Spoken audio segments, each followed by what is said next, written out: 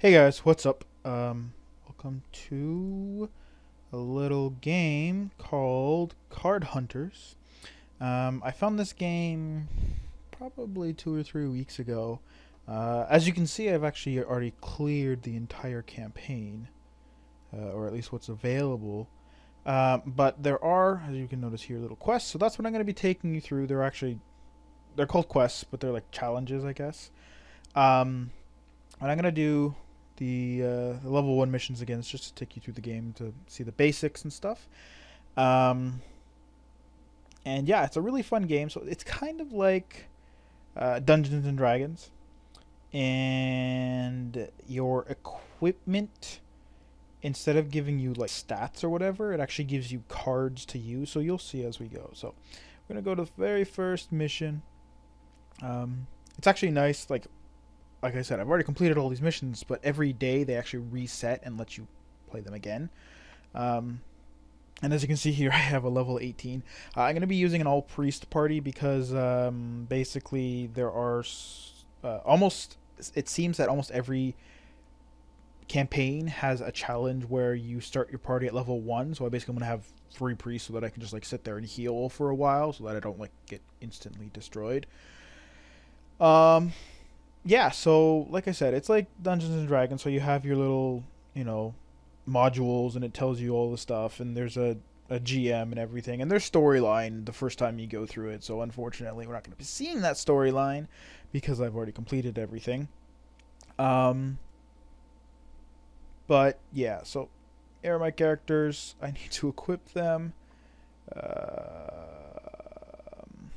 Okay, so let us. So as you can see, so here's a level 1 priest. They start out with just a few slots, and like I said, so this divine item is responsible for those 3 cards you can see there. If I were to go to this, and let's say I want to use this one instead. So this will now replace, so you see empty pockets gets replaced by this wooden token skills. And this now becomes my deck. So as I draw cards throughout the battle, I can draw some of these cards, and your deck does get basically once your deck runs out, the graveyard becomes your deck again. So you never actually deck out in a battle.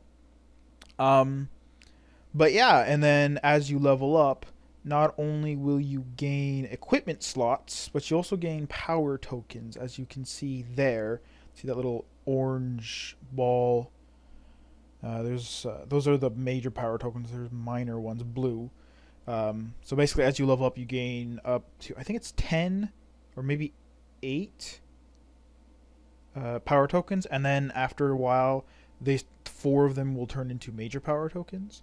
So basically, what it means is not all of your stuff can have power tokens, and not all of them can have the best power token. So it does become an interesting, in that you have to like work through your deck and use it. Build your character a certain way, but there is no skills really, so it's not like it's set in stone. And as you can see here, he's actually level 3 now because obviously he's set down. You're not going to bring a level 18 to a level 1 campaign. They actually automatically scale it down to the max level, because after level 3 you don't gain experience from this campaign. So yeah. Okay, so I'm going to equip some stuff here. So probably should have done this before, but whatever. So we'll look for something that's good.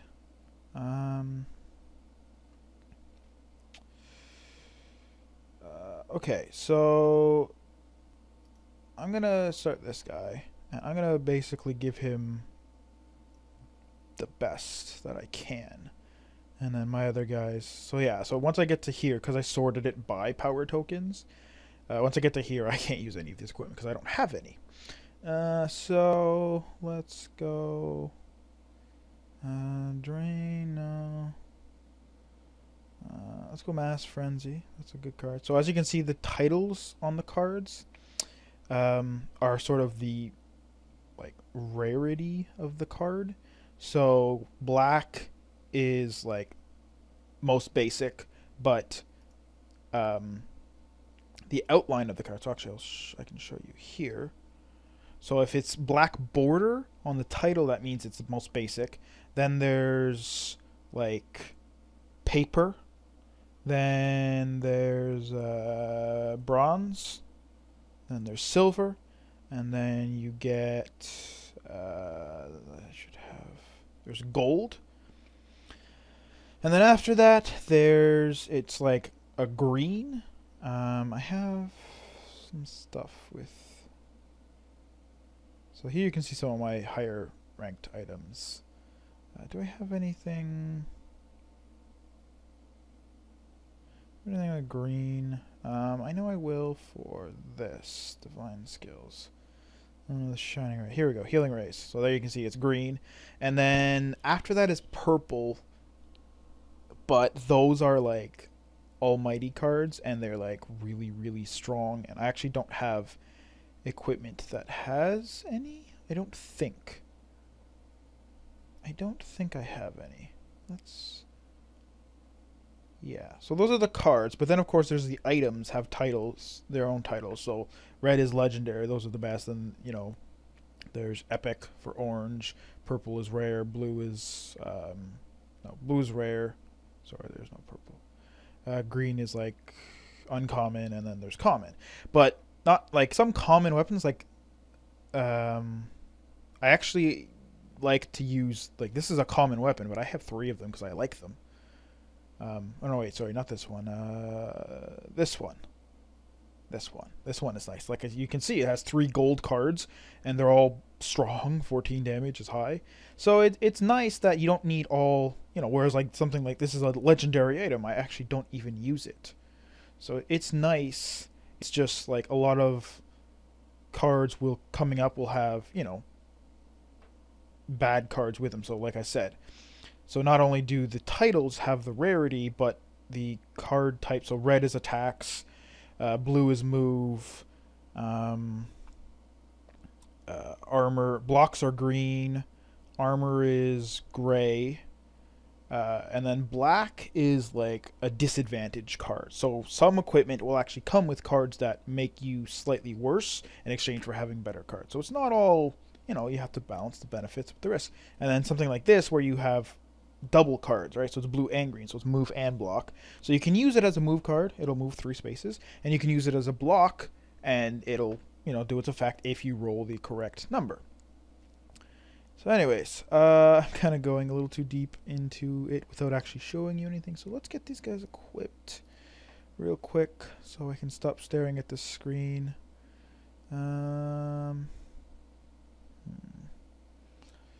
Let's go with not misguided heal. Let's just throw this on, whatever. So weapons.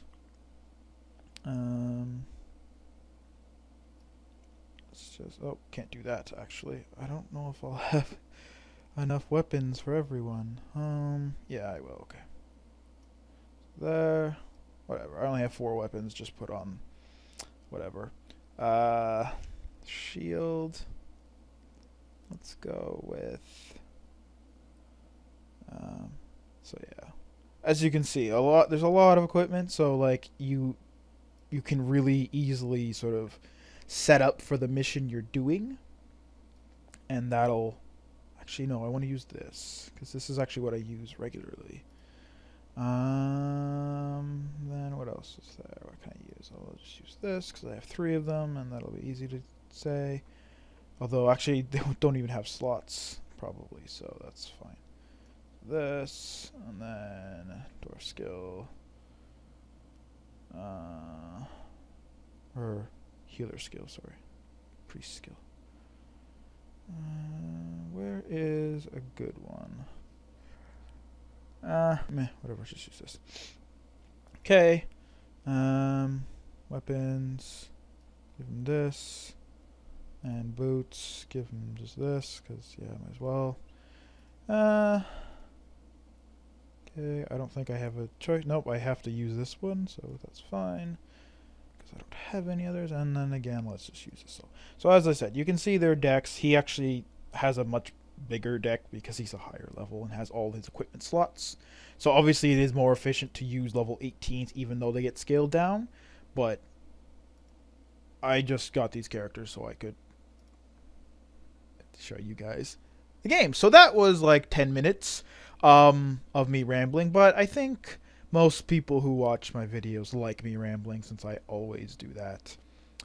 Another good thing about this game is that it actually runs full speed, even on my computer on highest settings. Not sure about with recording. It's probably going to run a little slower, but it should still be fine. So yeah, so here you see, like I said, it's like Dungeons and Dragons. You have your board, you know, you have little taverns and whatever, and so you have a trait. You have to play it immediately as soon as you draw it. So it's kind of like a passive, but you still have to draw it for it to work. And basically, if you right-click, you can see it's attached. So it says trait, and you know you must play the card as soon as you get it. Attach to yourself for 2 turns, and basically, whenever you take damage, you take 1 additional damage. So it's like I said, black card. It's bad, but it's part of having a different card that gives you better cards. So now I can move, go out into here. Diagonal actually still counts as regular, like, movement, which is a little weird, but it's the system, so you get built into it. Thing is, here they have groups of enemies, so they actually, not only do they share a hand, but they draw cards each turn proportional to how many of them are alive, and they can each only use 1 attack. Whereas if you fought an enemy like a big boss or other players, they each have their individual hands. They can use as many actions as they want, but they generally will not draw as many. Like, I mean, these guys only draw 2 cards, but you'll find some enemies that draw like 5 cards because there's like 3 or 4 of them, right? And as you kill them, they draw less and less cards, and they also share a move. So if you saw when they played 1 move card, they both moved. Another thing too is you can see here that it says that these cards are visible to the opponent. That's because there are different races along with different classes, and each race will always draw that racial card. So dwarfs are the slowest. They can only walk 2 steps, as you can see here. Humans can step 3, elves can step 4. So because you always draw that move card so that you're not stuck in place any given time, it's visible to your opponent. So that's why. But then again, if you get any like armor or blocks or anything like that, they will be visible to your opponent. And there are some cards that take advantage of, you know, it does additional damage for how many cards are in your opponent's hand. There are cards that reveal your opponent's hand, things like that. And again, just because he's a dwarf doesn't mean he only has walks. He'll always draw a walk every turn. So you'll actually see that as soon as I finish this turn. I can't kill this guy. I have too many heals, basically. And I've set it so that every time an opponent plays a card, it doesn't actually skip right away. So I did, you know, I can explain cards that get played. Basically, they're just playing basic attack cards for now. So as it says, you know, you can only end your turn with 2 cards in hand, and then you'll draw 3 after that. So like you can see here, he drew another walk, which is visible. So even though I had my old one, I drew another one. And then on top of that, I drew like charge. You know, he drew a run, even though he already had one. He had walk and run, which was previously visible. He drew another one. So they'll always get moves, so you're never like stuck in place. But I don't really have many good cards, but I do have charge. So he's going to use weak strike, you know, simple 2 damage, 1 range card.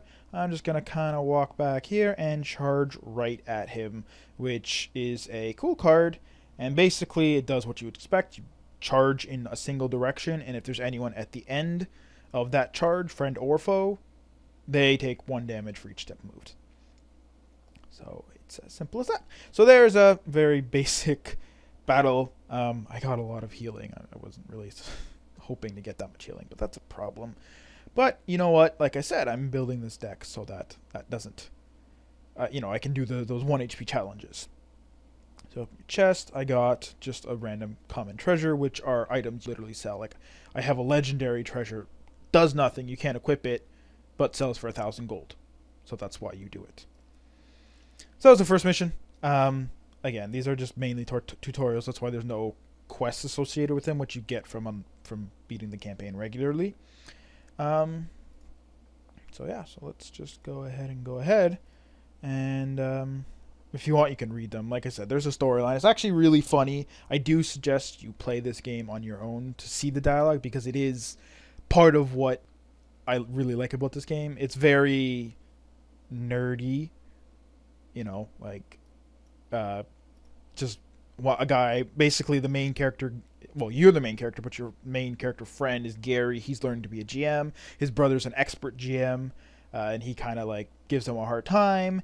And then there's a love interest introduced, and it's kind of corny. And his mom is there, and she's kind of annoying, but it's funny. I really do suggest you play the game for yourself and see those, you know, how they interact. It's quite hilarious.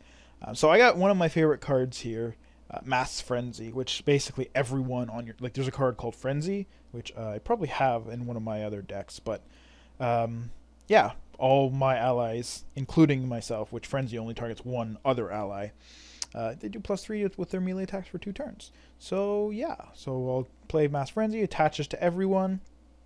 There you see he's using Weak Strike, and because vulnerable, it does extra damage. But I'm going to walk up on this guy. I'm going to walk... As you can see here, these dark blue tiles, basically what happens is you can move diagonally, but if you're moving adjacent in any space, or in any of the 8 spaces surrounding an enemy unit, you can't... Like, you have to end your move there. So they kind of, like, stop you from running right past them. It's a sort of a way to balance the fact that I could technically move... Like, there are cards with 8 moves, so I could, like, move anywhere on the map otherwise. So it's... sort of a way to balance it. So yeah, so now I'm going to bludgeon him because I have Mass Frenzy. +3 damage. I am doing 7, and I kill him in 1 shot. I now gain a star, and once I gain 3 stars, I win the battle. If he gains 2 stars, which character and bosses... Well, some bosses count for more, but characters and most bosses count for 2. So if you were to kill any one of my characters, he would automatically win. So you don't want anyone to die. But I'm going to not be worried about that, especially since I have 3 clerics. Yeah, I'm just gonna kill him with simple bash because, well, he can move. If I move next to him, he'll be able to act. He doesn't have any move cards, but the thing is, I can actually keep playing cards until I'm done playing cards. And the person to start first next turn is whoever passes first. So basically, this round goes on until both people hit pass. And because he passed last turn and now I'm passing, he gets to go first. If I had to pass first and then he passed, you know, again, people have to pass twice consecutively. You know, each player has to pass consecutively. The first person to pass gets to go first next turn, so it makes up for it. So here I have a card that I used a lot. Very strong, 10 damage. Actually, not. It's strong, but not. The strongest card is, I think, 20. And then like 17 is another almighty card, and then most of the best cards are 14 after that. There are a lot of good 14 damage melee cards, but this is good enough. It's 10. Like I said, it's only bronze, so it's not considered amazing, but it's good for how early in the game you get it. I mean, I'm using a weapon with no power tokens on it, and it gives me, I think, 2 or 3 of those, so it's a good card. And yeah, I just beat his face in, and he died. So there's another mission. So a lot of these initial missions only have 1 stage each, but they do get up to 5. I don't think anything has 6. And basically, you gain a chest for every battle you do, but you only gain experience at the end of the battle. But because these are campaign modules, yeah, you don't. And as you can see here, wait, didn't I give him a divine item? I guess not. Okay, whatever. As you saw there, he just gained a new slot. And the same thing will happen with power tokens once he gets all his slots. So I just got a new item there. It's a weapon, so that means I can only use it on warriors. Priests use all divine items. They share boot slots and shields with warriors, but warriors also have helmets. And then priests have like robes and staffs and arcane items instead of divine items. So, okay, I apparently didn't give him a divine item. Okay, so let's give him... do I want to give him... Let's just give him this. Whatever. Which means I probably didn't give my other guy. Let's give him this. Oh, no, I did. I don't really want that. So we'll give him just minor heals, whatever. It doesn't really matter. Then for armor, we'll give him... oh. There's the phone. Hold on. Okay. Let's just give him this, whatever, doesn't matter. Yeah. Um, yeah, whereas he's already not receiving experience, so he's already level 18 anyways. I think you can still level them up, but they don't actually gain anything because like he's obviously not stopped at 0. So I don't know what's going on with that, but we'll see. I guess later when we get there. Yeah. So let's continuing on. So yeah. So far pretty basic, but it does get quite a lot more complicated. There are some battles with like all like enemy mages, and they're so annoying because you have to like chase them down and stop them because they're being dumb. But yes, very good game. I actually found this. I was on Congregate, and someone started a thread basically asking for if there's any other card games that are good, and someone suggested this. They're like, it's really fun, and that was basically the only description I had. I tried it, and I really liked it. So as you can see here, there's only one Cobalt Hero. I do need 2 stars, but again, as soon as I kill him, I'll get both those stars, so it's not like I can't win any other way. So I'm going to walk up behind him. Blocks only work. I'll actually show you.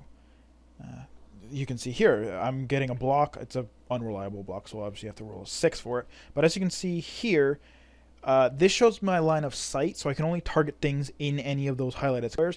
The light green squares are my front, so if anyone attacks me from the front, I can block. That's why it's green. And if it's dark green, that's from behind, and I can't actually block that because they're attacking from behind me. But I will turn and face them as soon as they hit me, meaning I can then block. I can use Invigorating Touch, which basically is a drain skill, so all the damage I do, I drain. Again, I have too many healing skills. So there you go. There's a block. So he, blocks any with 4 damage or less. I played a card with 4 damage. He rolled the 3, and now he blocks it. It does nothing. So like I said, there are a lot of really strong cards. Like the strongest card does 20 damage, and that can OHKO Elf Priests or Elf Wizards. So blocks sort of balance that by giving you a chance to completely negate. So what you start doing in like PvP is you actually using your weak attacks first to bait out those blocks, but at the same time they might then, sometimes it's like, oh, they're going to obviously run away from me, so you want to sort of, it's worth the chance of throwing a good strong attack because they might not have a block, and then you can kill them before they can get away from you, kind of thing. And yeah, so I'm just gonna go run up behind him. I can't play anything, so I'll just heal him up back to full, just because whatever, and pass. Discard my moves because I don't care. Ooh, I got Violent Swing. Okay, so now I can kill him, basically.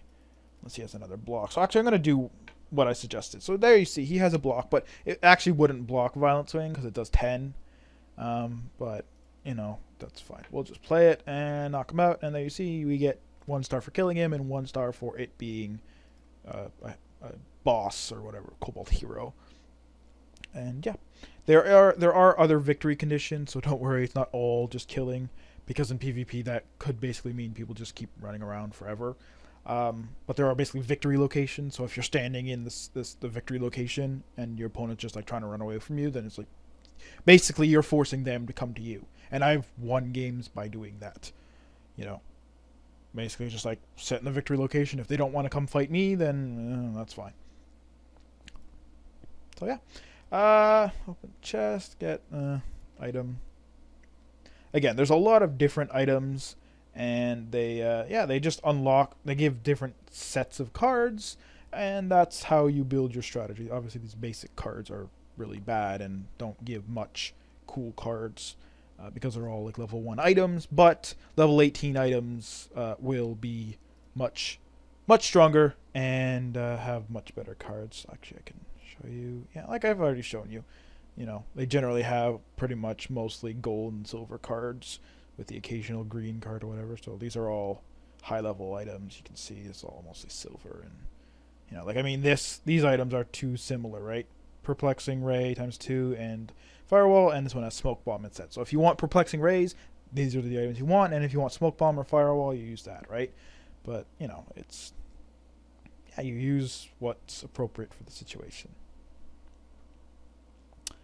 Okay, so let us go to the White Skull Gates. Okay, so here, yeah, as you can see, so there's 2 kobolds here, but then this character is on its own, so he'll be able to use more actions. There is also an enemy card called Energize, which, you basically use it on an enemy and they can act again. But other than that, yeah, if it's a shared unit, they can only act once per turn. So it becomes a strategy where there's a lot of them and they're generally weaker, so you can actually avoid them, but they sort of swarm you. So it's like if you want to take him out first because he has multiple actions per turn, it's sort of better, but at the same time, they're a little more difficult to get to because they're generally at the back, although not always. So these guys, I'm not going to be able to get past because I don't have any range. I'm all priests.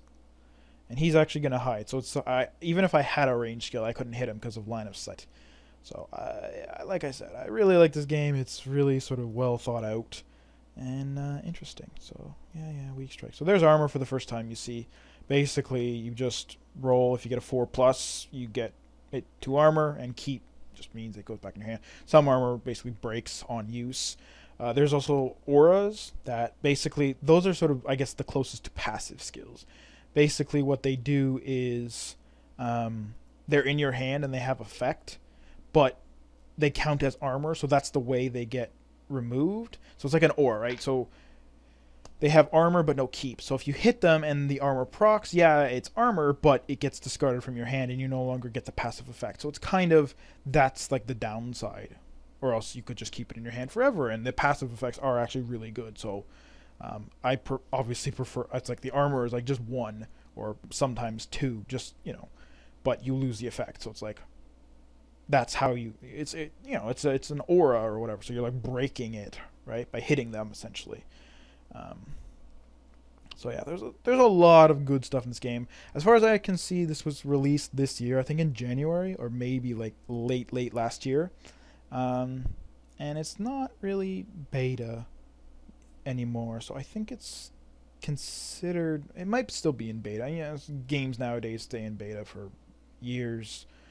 But yeah, I don't know. It's fun. And basically, yeah, there is a premium currency. It's like I said, one of the ironic features of this is how funny it is, and the premium currency in this game is pizza slices.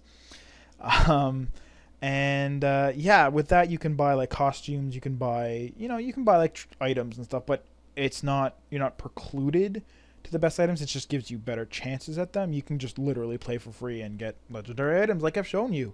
I have a couple of them. I have like 3 or 4 legendary items, although one of them's a treasure and it's kind of useless, but yeah. So I'll just pass because these battles are really easy and I don't really need to be doing too much. Ideally I should have walked up to him, surrounded him, and like, used up cards instead of just discarding them, but I really don't care, so we'll just do that. So this guy, I'm going to walk up and block him in there. He's going to try and run, but he won't be able to get far. Actually, he's not even going to try and run because he's dumb. Okay, move there. Now he's going to try and run. Nope. He's just, yeah. So like I said, your facing direction matters for blocking, but if you actually move but stay in the same spot, you can change your facing. Whereas if you move regularly, you can see the arrows. Those to show you which direction you'll be facing at the end of the move. So yeah, let's charge in here, do a bunch of damage. He's going to change his facing to face the guy who just charged at him, but I'm going to bludgeon him from the side and kill him. Getting 2 stars and claiming victory! So, this is Card Hunters. I will be doing more. So, that's the game. So, I hope you guys enjoy. I will be doing more of this. And, yeah. So, see you guys. Oh, this actually isn't. This is a 2-stage battle. So, next time we'll finish this module.